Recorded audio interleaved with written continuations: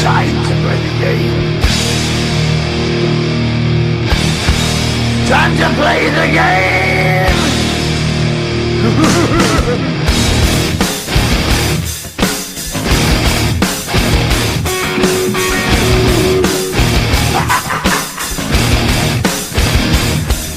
It's all about the game and how you play it. All about control. And if you can take it, it's all about your debt. And if you can pay it, it's all about pay. And who's gonna make it? Get Wicked Catering from the crew at the Wicked Sister. We like to think of ourselves as foodies. While our favorite foods are paired with a beer tasting at the Wicked Sister, you can now have the same creative menu for your next catered business luncheon, family get-together, wedding, or holiday party. Our white truffle risotto appeals to your gluten-free and vegetarian guests. Add sautéed shrimp or freshly grilled chicken for a pop of protein. Or let us build you a custom menu to suit your needs. From plated events of 15 to buffets for 200, the Wicked Sister will cater your event with tapas, snacks, cravables, or a full sit-down dinner. The Wicked Sister, where you'll be treated like family, whether you like it or not. Greetings and salutations, and welcome to this special Tuesday night edition of The Game, as we are broadcasting from the Eagle 95.1 studios in Sault Ste. Marie, Michigan. My name is Scott Nason, and we just have one guest tonight.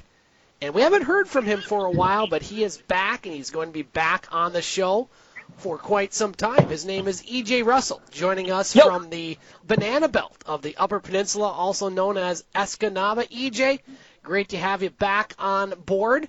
If absence makes the heart grow fonder, I'm very fond of you, sir. How you doing tonight? I'm good. So happy to be back.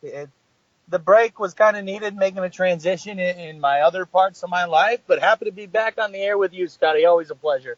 Well, EJ, we've established quite a team with myself, yourself, Dave McKegg, Butch Davis, and our newest contributor, Katie Woolen, who you know from the other end of broadcast back in the studios when we did some sports broadcasts together. But Katie is on air with us, so we have quite a group established, and so we're all going to be back on Monday nights here. In August, we'll have a couple nights off there because of vacations and what. But come September, we're going to be back on the radio. We're hoping to have both full 2 hours on the radio. And, EJ, we have a lot to catch up on in the world of sports. We did our show last night from the Wicked Sister on Ashman Street with myself, Butch Davis. You want to hear that show and this show or all the Game Sports shows, you can find them at thegamesportshow.com or thegamesportshow.podbean.com. But, EJ, we want to talk about some of the teams that are near and dear to your heart and our listeners. Many of them Ohio residents, many of them fans of Ohio. So let's start at the beginning here as far as what's going on with the one season that is in full swing. And it's the Major League Baseball season as well. It hasn't been very fun for Tiger fans, for Blue Jay fans.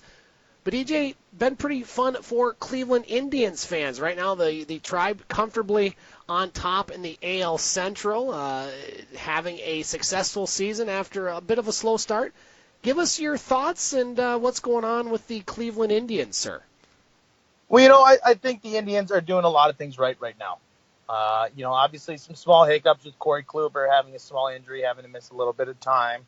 But the Indians making some great moves here at the trade deadline, acquiring from your Tigers. Leonis Martin adding to our outfield, which is very much in need of somebody due to some injuries. So getting a rental bat for the rest of the year, adding some depth to the outfield, which is always great. But the Indians have been doing well. Pitching has been performing excellently, which is exactly what we need.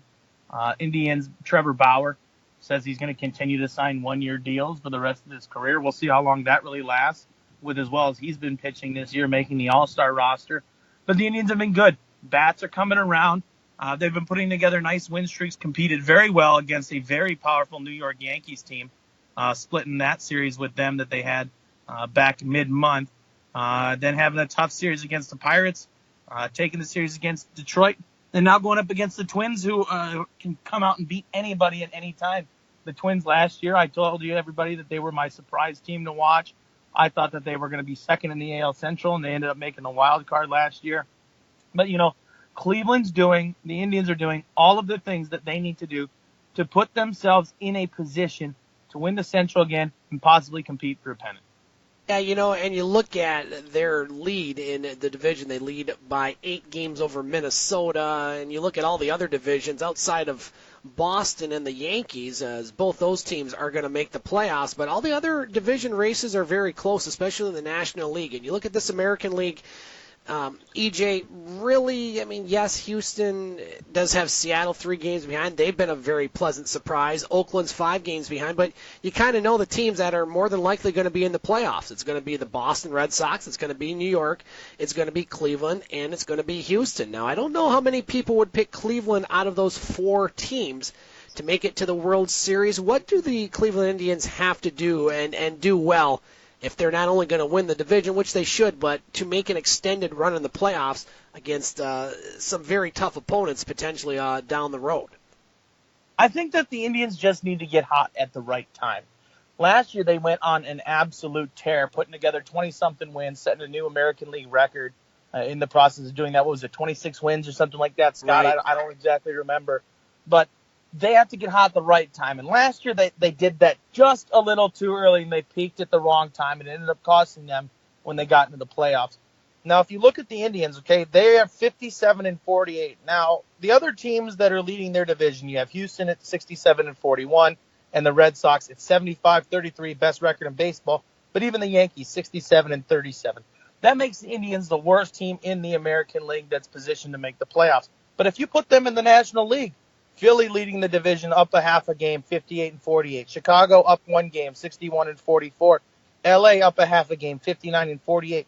What that tells me is that the American League is definitely stronger, but the Indians are poised in position to take a run at any of these National League teams. So all they have to do, Scott, is when they get to the playoffs, get hot at the right time, stay consistent with your pitching. The biggest issue with us is we'll go out and we'll put up 16 runs one night like we did the other night against the Rangers, was the score 16-1.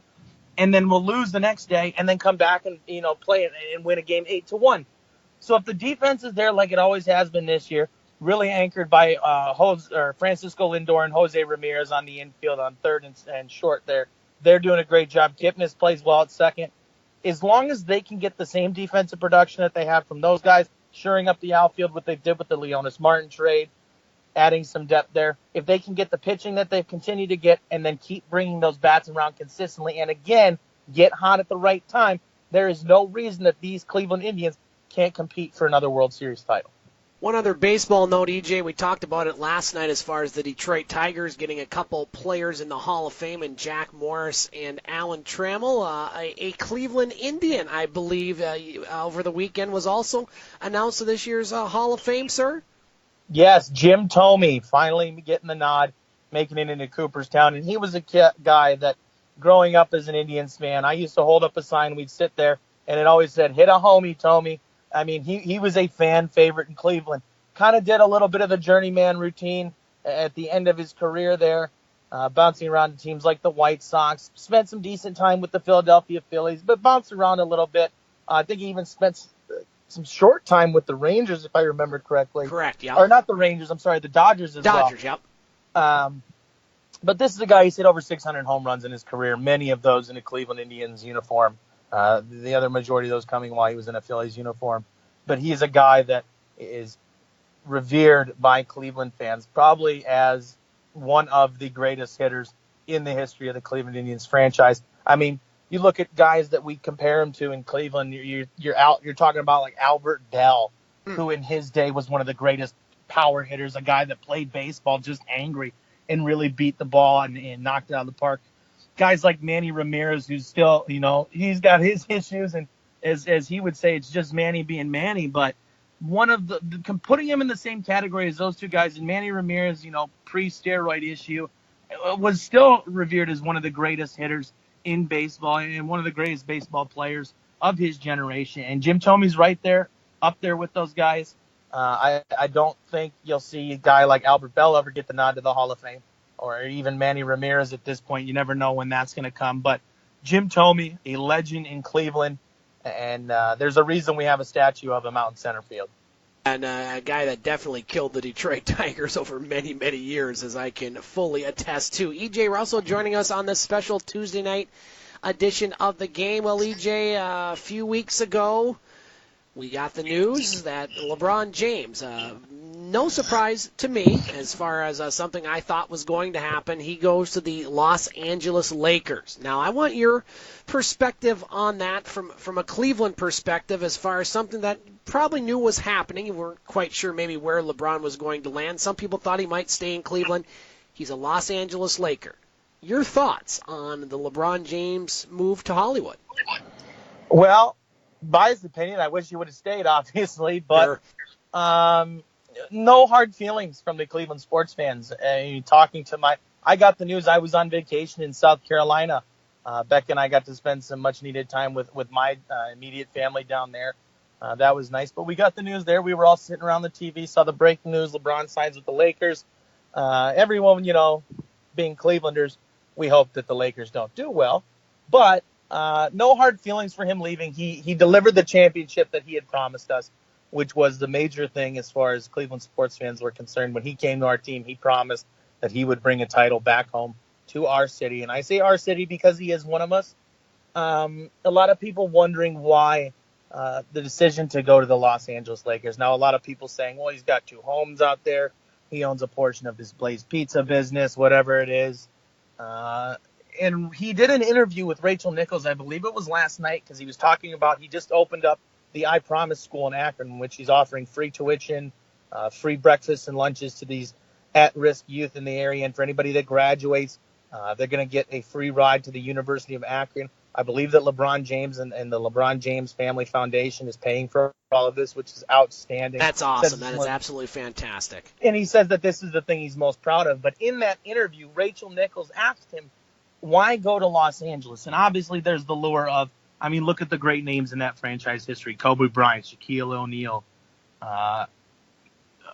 Magic Johnson.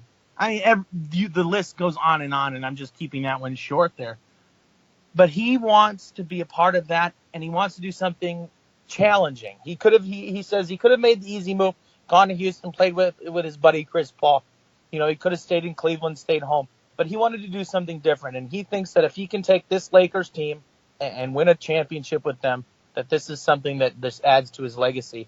I believe he would also be one of only a few players to win titles with 3 different teams. There aren't many players who can say that they've done that, especially being the centerpiece of the organization.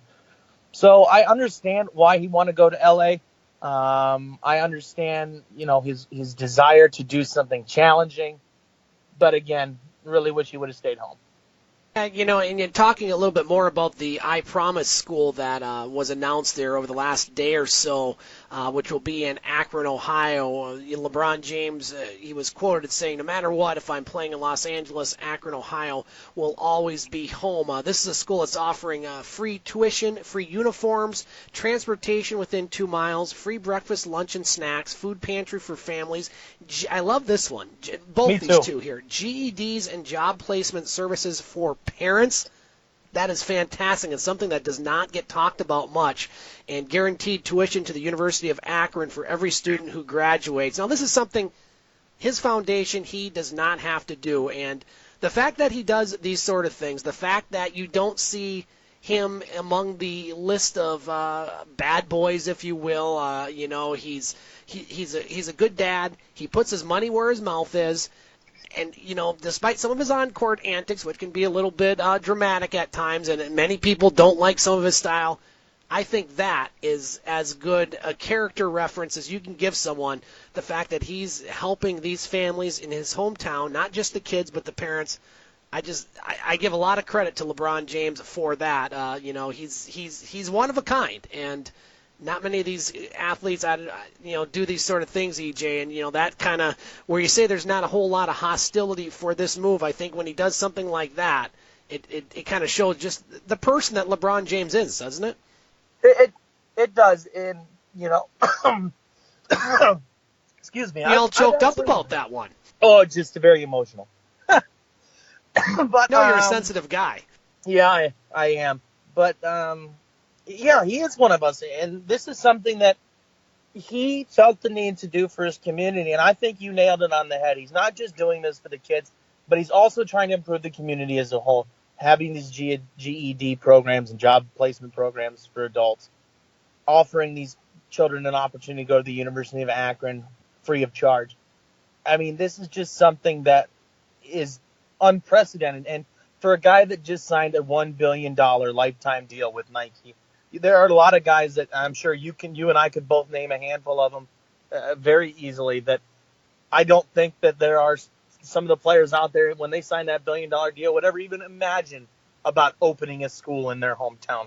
They'd rather stuff the money in their pockets and fill their bank account and try to take care of their own families, whereas LeBron thinks of Akron and Cleveland as part of his family. He understands that what it means to be a Clevelander. Everything is earned, nothing is given. You got to go out there and take it. And he's all about providing us and his people an opportunity to succeed in life. And that's just something that, there are some athletes that go and do these great charities, and guys like J.J. Watt had a goal of raising X dollars and went into the millions helping out with hurricane relief efforts. There are few guys in the world that are capable of using their power in such ways, and it's great to see LeBron doing just that and really giving back to his community. EJ Russell joining us on this edition of The Game. EJ, let's transition into football as we are just a mere hours away from August, and of course August starts NFL preseason football coming up here, I think, next week already. There's a game, and also the Big Ten season. I want to talk about both. Let's talk about the Cleveland Browns. We talked about the Lions last night. Let's talk about the Cleveland Browns, a team, obviously, that has struggled over the past few seasons. There's no question about that. Give us a snapshot of the Browns going into the preseason games here, EJ. The Browns and Lions, I believe, tangle in the last preseason game of the year for those two squads in August. Give us your thoughts on the Browns going into 2018. Well, you look at the Browns roster right now, and I think there is a lot of promise when you look at the depth that we've added through free agency and trades and even the NFL draft. Signing a guy like Tyrod Taylor, bringing a quarterback in that has a proven track record, just took to the Bills to their first playoffs in nearly 20 years, I believe. That's a nice veteran to get added there. Trading away what we all think is a bad quarterback in Deshaun Kaiser to Green Bay, and stealing an awesome secondary player in Demarius Randall from them. I believe he plays the cornerback position. Really reassuring that defensive back area and trying to make sure that we're better there to shore up our defense. But the Browns have to have, on paper, one of the best, if not the best, receiving corps in the NFL. Josh Gordon, when healthy, has proven that he can be the best player in the NFL. He's led the league in receiving yards before. He can definitely do it again. Taking some time away during training camp here to make sure that he's getting himself healthy. A lot of people asking questions, well, with his kind of history, why is he stepping away from the team right now? And the team is fully supporting him. It's part of his recovery process. He has struggled with drugs and alcohol for a long time in his career, and he's finally getting himself right and doing the right things. And I think maybe, and this is pure speculation, that maybe there are some things in the preseason that may be triggers for him, and he needs to step away for a little bit. Everyone in Cleveland, especially the organization, especially the fans, trust that he is going to be physically ready to play football when the season starts. But everybody being very supportive, and I think that him stepping away, if he says this is something he needs to do as part of his process, us as fans need to be fully supportive of that. Adding a guy like Jarvis Landry at the wide receiver position, a guy that's caught the most passes in the NFL in the last 3 seasons, or has the most touchdowns in the last 3 seasons, as far as any wideout goes. That's outstanding. Young talent at the tight end position, especially David Njoku, who when he figures out that playbook, man, is he going to be dangerous. He is an athletic freak, strong, tall, great hands, can get up and catch the ball. And we have a lot of pieces there, even young Corey Coleman, who's coming into his 3rd season with the team out of Baylor. We have players that can go out and potentially get this done. I believe it was Jarvis Landry said, if every player on the Browns plays up to their potential, this is a team that can make the playoffs and even win the Super Bowl. I'm not going to go as far as to agree with that, but we have added quite a bit of talent. Our defense looks better. Our offense is great.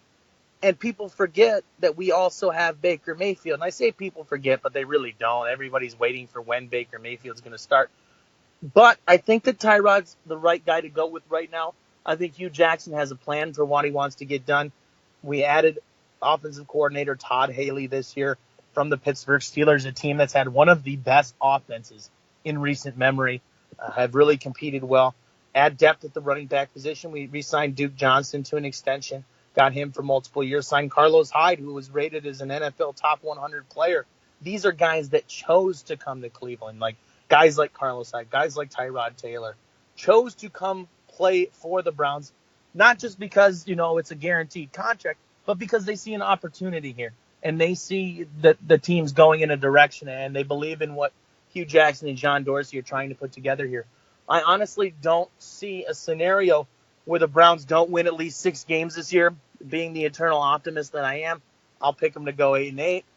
I always say plus or minus a game because you never know what will happen injury-wise. But this Browns team has a lot of potential. I mean, our linebacking core has the potential to be one of the best in the NFL. You have Christian Kirksey, who led the team in tackles last year. Jamie Collins has been to the Pro Bowl a few times. Joe Schobert just made the Pro Bowl last year. There is talent there. Then you go to the defensive line.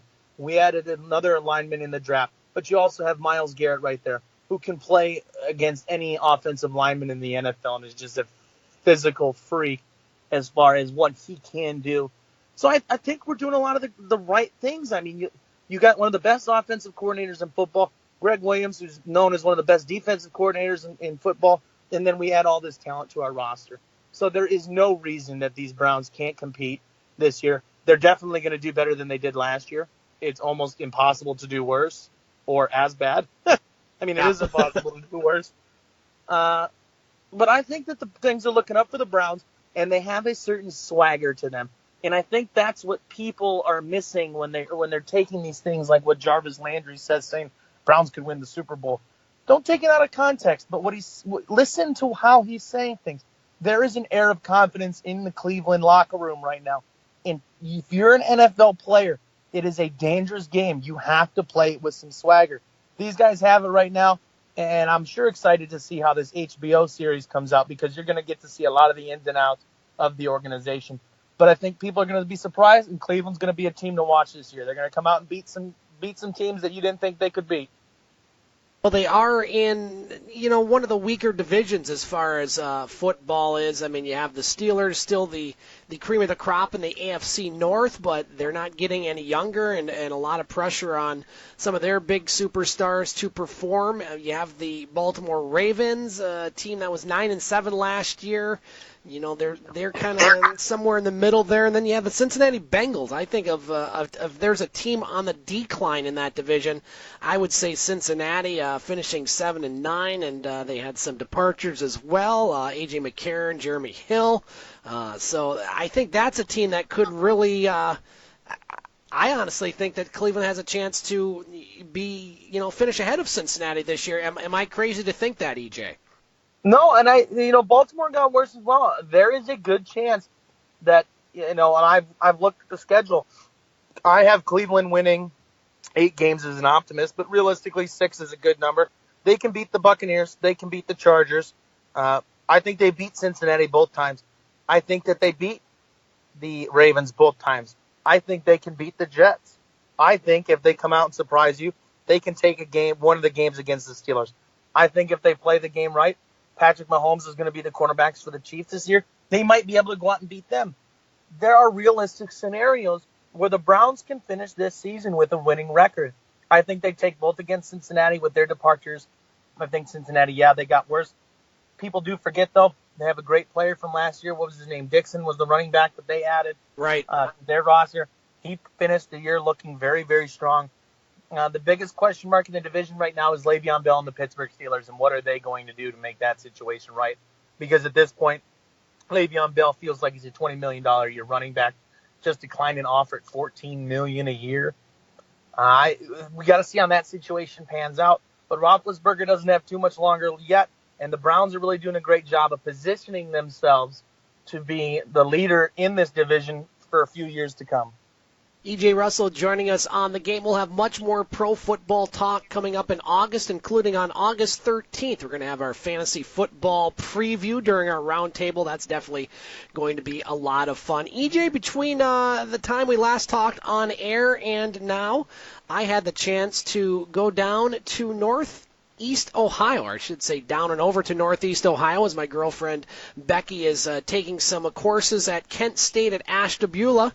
Of course, Ashtabula, Ohio, the home of head coach Urban Meyer. I took my puppy right by the sign, took a picture by it as we transition to college football. Talking about the Big Ten, EJ, the Big Ten had a very good overall year last year, going 7-1 in the bowls. The only team that did lose, by the way, was Michigan. I'd say it has something to do with not eating chicken, but I digress. But looking at this year's Big Ten, looks very similar to last year's Big Ten, as it looks like the Big Ten East is going to be a four-way battle royal between the same four teams, Ohio State, Michigan State, Penn State, and Michigan. Wisconsin on the other side has a little tougher schedule than last year, but they're definitely going to have it a lot easier. I wanted to get your thoughts on the Big Ten football season coming up, and, you know, I was on Paul Van Wagner's show, The Drive, earlier tonight, and we were talking about this very subject, and it goes through Columbus as far as I'm concerned. Urban Meyer, in his 6 years in coaching Ohio State, has a Big Ten record of 47-3, overall record of 73-8, and a career record, 16 years, of 177-31. That is absolutely outstanding. And, you know, you look at this year's Big Ten, both Ohio State, Michigan State, and Penn State have a lot coming back on the defensive side of the ball. Ohio State, of course, loses J.T. Barrett, but you know, they don't rebuild, they retool, they reload. Your thoughts on Big Ten football going into this season? Well, I haven't gotten too much into Ohio State football this year yet, only because the Browns have been holding the majority of my attention, them and the Cleveland Indians. And obviously the news of LeBron departing, that's been overtaking the majority of my attention. But like you said, Ohio State doesn't rebuild, they reload. And we have a few different options at quarterback of guys that are ready to go. And a couple of them have seen action. I think we're going to be fine at the quarterback position. Ohio State always finds a way to be excellent in the running game. That has never been an issue for us. We're going to find another running back, put him in that system, and keep working. Ohio State always has great offensive linemen. Wide receivers, I can't think of any right now off the top of my head, but they're going to be sure at that position. They tend to pull great talent. I think the biggest question mark, and I agree with you that the Big Ten East is really where it's going to be at this year. Wisconsin should take the West. I don't know what their record's going to look like. I see them having 2 or 3 losses by the end of the year. Michigan finished the year last year at 8-5, though. I love it. And they didn't really add a ton of talent to that roster. Jim Harbaugh would rather worry about eating chicken and taking his team traveling all over the world. I don't know what either of those things really have to do with football. The man's a wacko. Yes, he has a way of getting your attention, and he can get talented players like Donovan Peoples-Jones, who's going to be a candidate for an award this year. He's got a few players that are up there. But they just didn't do – I don't feel like they did a lot to add talent. I think Michigan State really is the biggest challenge for Ohio State this year. I don't see Penn State really getting any better than they were last year. They finished the year at 11-2, and they lost their best piece, and that piece is what made them who they were. And that's Saquon Barkley, and he's gone. He's in the NFL now. So I don't know what they're going to look like. I think their offense is going to take a serious step down. However, they've done a great job, especially in coaching. And their coach there, and his name's eluding my mind right now, and I can't think of it. But boy, Franklin, I think. Yeah, it's Franklin.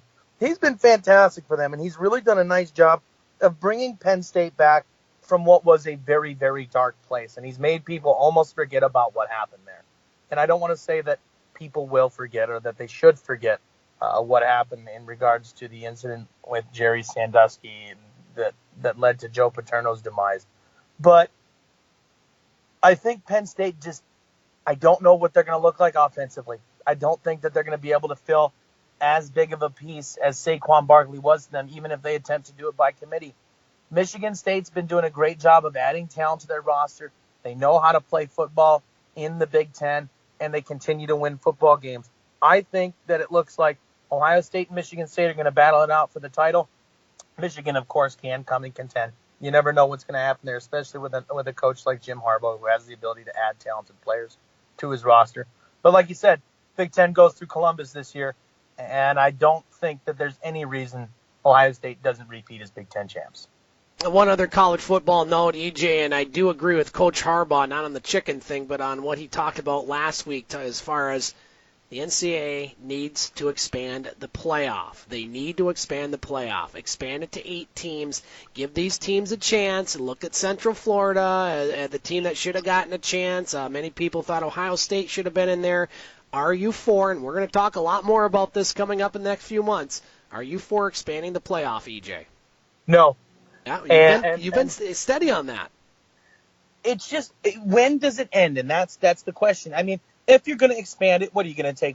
Take a conference champion from the highest ranking conference champion, one from each of the Power Five. Maybe where do you put Notre Dame into that if they're not, they don't have a conference as far as football goes? Do you take all these college conference champions? I think if you're going to expand the playoff, I think that's the move. Include these college champions, each champion from the Power Five conferences, 2 from, lesser divisions, whichever higher ranking, and then 1 at large, whether that be a Notre Dame or another team that won their conference. But that's really difficult because you have a situation last year where Ohio State, a lot of people believed, was, deserving of the nod, and teams got in ahead of them, to include a non-conference champion in Alabama. Roll Tide. So I don't know what you do there. And I just think that the biggest question is, how do you make everyone happy? Because I'll tell you what, Scott, if it expands to 8, we're going to be sitting here in 2 years after that going, well, why don't they make it 16? Why aren't they bringing these teams? And I think 4 is the perfect number. I think there's almost no doubt. I mean, any other year in the college football playoff, I think it was pretty well agreed upon that those were the best 4 teams in college football. Last year was really the first time where somebody was like, maybe the team should have gotten. And I think it was the first major controversy we've seen with this system. Yes, you're always going to have arguments from the teams that are left out of the playoff. But definitely I think Central Florida deserved a nod last year. I think Ohio State should have been in over Alabama. Even though Alabama obviously is one of the best programs in college football, it was just one of those situations where you made too many people unhappy with it. But when you expand it to 8, you're just going to make somebody else unhappy that thinks that they deserve a shot. And I don't think that we're going to be solving any argument by expanding the college football playoff. EJ Russell joining us on this Tuesday night edition of The Game. EJ, one other subject I wanted to bring up. One of our listeners, Don Supa, he's a big Columbus Blue Jackets fan. He had a chance to take his daughter Chloe to a game this year and absolutely loved not just the hockey action, the arena, but just the whole Columbus Blue Jackets experience. I haven't had a chance to see a game there, but did visit Columbus when my sister lived down there, and what a job that organization has done, and it's turned out to be a pretty good team, a team that was leading the Stanley Cup champions Washington Capitals. I'm still getting used to saying that, 2-0 in that series. Just wanted to get your thoughts on professional hockey in Ohio, the Columbus Blue Jackets. It's really a nice story that seems to be getting better, and they're going to have a pretty good team next year as well. Oh, I mean, Columbus has absolutely done a great job of bringing that team up from a borderline embarrassing organization. I mean, out of all the teams that came into the league when they expanded and added teams like the Blue Jackets, Nashville Predators, and those other teams that came in at the time, the Blue Jackets were the last team to make the playoff out of all of them. And the organization has done a great job of turning it around. Hockey in Ohio is picking up and getting bigger. But the biggest problem for the Blue Jackets is that the biggest team in Columbus is a college football team. Right. And that's the biggest problem for them. But with Ohio hockey getting better and expanding, Cleveland has the Cleveland Monsters, a direct affiliate of the Blue Jackets. I think that's also helping to add interest from not just Columbus, but around the state. Because there were a ton of kids that when they attend Ohio State University, they go to Blue Jackets games and they become fans. And once they go and you understand what it's like to be in that kind of situation, as you know, Scott, hockey can be addicting, especially when you go watch it in person. I mean, you can turn people that don't even know what the difference between a red line and a blue line is to one game and they're hooked. I mean, it can do that to you. And Nationwide Arena and the Blue Jackets organization have done a great job of really making that a great fan experience there. Really picked up in their first playoff run with We Are the Fifth Line, getting the fans to rally behind that team like never before. really, those two things, with the great fan experience and having the group rally behind the players like they did in that first playoff run, ended up getting knocked out by the Pittsburgh Penguins. But that is what's brought Columbus back up into the forefront. And now we're signing players and keeping players around that are very, very talented, getting head coaches with some Stanley Cup titles under their belt. I mean, the Blue Jackets have just made all the right moves to make it great. And I'll tell you what, I've never had more fun than when I went to a Blue Jackets game. And the time that I went, and my buddy Eric Kasmer and I just decided one day, we were arguing about, well, where are we going to go watch the Blue Jackets game tonight? And I jokingly said, well, let's go to Columbus. And then we just got in our car and we bought tickets outside of the arena from not the Columbus Blue Jackets. And we went in there and we had a great time. And it was one of the best experiences of my life, just going to watch that team play. And the Blue Jackets have done a great job, not only improving the team, but making that an excellent fan experience. EJ, before we finish up tonight, we covered a lot of territory in our time. Is there any other sports-related topics you want to bring up on tonight's show? Yeah, I thought the World Cup final was not at all what I was hoping for. Oh. I thought Croatia was the team to beat there. I didn't think France deserved that championship. I think Croatia really had the best tournament out of any team there, and it was just a shame to see them lose the way they did, especially after being up in that game. But that upset me a little bit.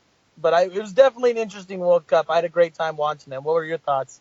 Yeah, I really enjoyed it, EJ, as far as Croatia. They were my dark horse going into the tournament. Now, did I expect them to make the final? No, but I thought they had a good chance to make the semifinal, and I like their style of play. It's very watchable football, if you will, as far as the style of play. And there were a lot of games with a lot of goals and a lot of late goals and not a lot of 0-0 draws. France did play one, and France's style some people aren't real thrilled about as far as watchable football, but they have a very solid team, and they're going to be favorites going into the 2022 World Cup. I thought Russia did a fantastic job hosting it. You didn't see any problems, no hooligans.